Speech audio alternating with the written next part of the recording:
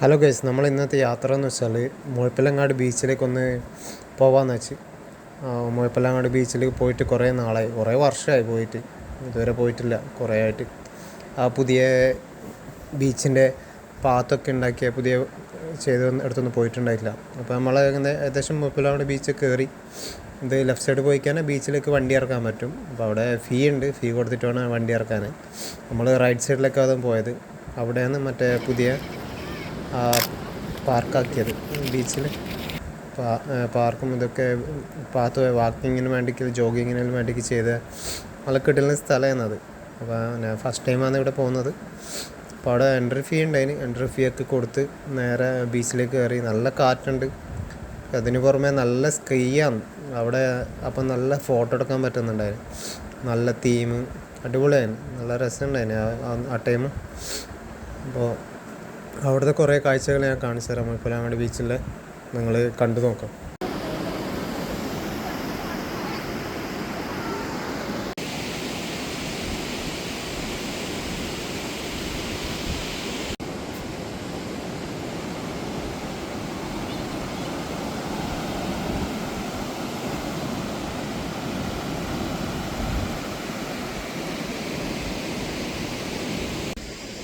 ഞാനത് മുഴപ്പിലങ്ങാട് ബീച്ചിലാണ്. അടിപൊളിയാണ്, ഇന്നത്തെ സ്കൈ അടിപൊളിയാണ്.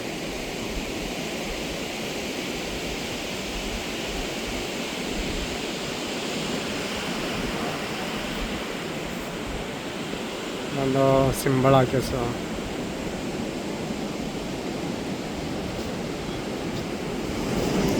ഞാൻ അങ്ങനെ തീർക്കും.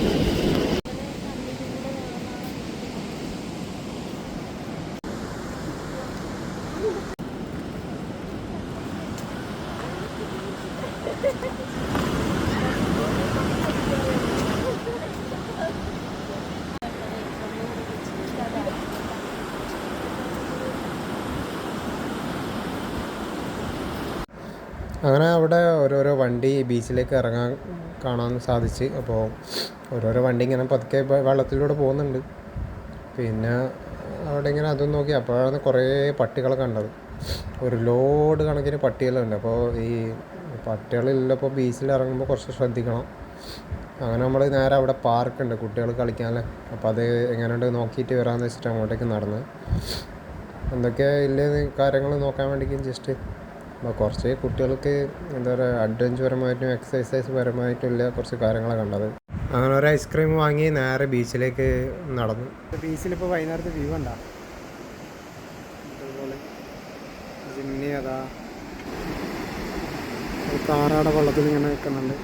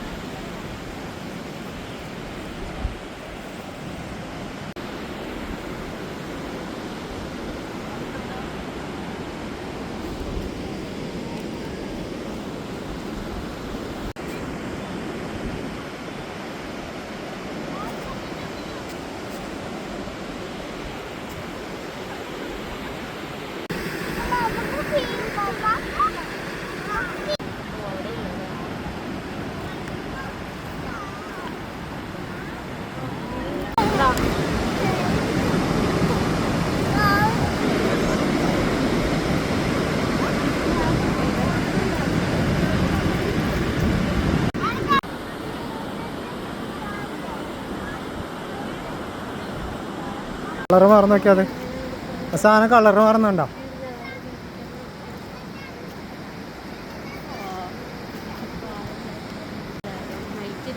ആയിട്ട് നല്ല രസമാണ്.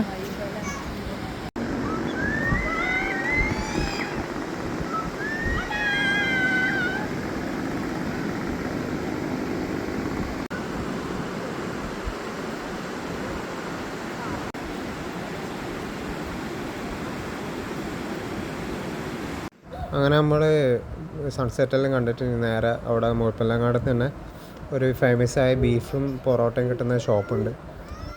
അവിടെ എത്തിയപ്പോൾ ഭയങ്കര തിരക്ക്. കാണുന്നത് തിരക്ക് കണ്ടപ്പോൾ തന്നെ ആകെ ഇതായിപ്പോയി.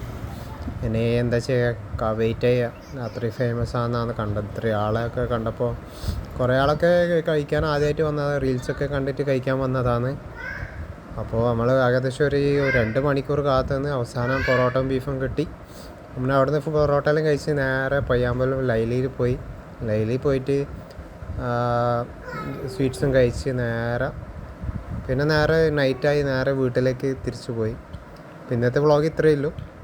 Thank you.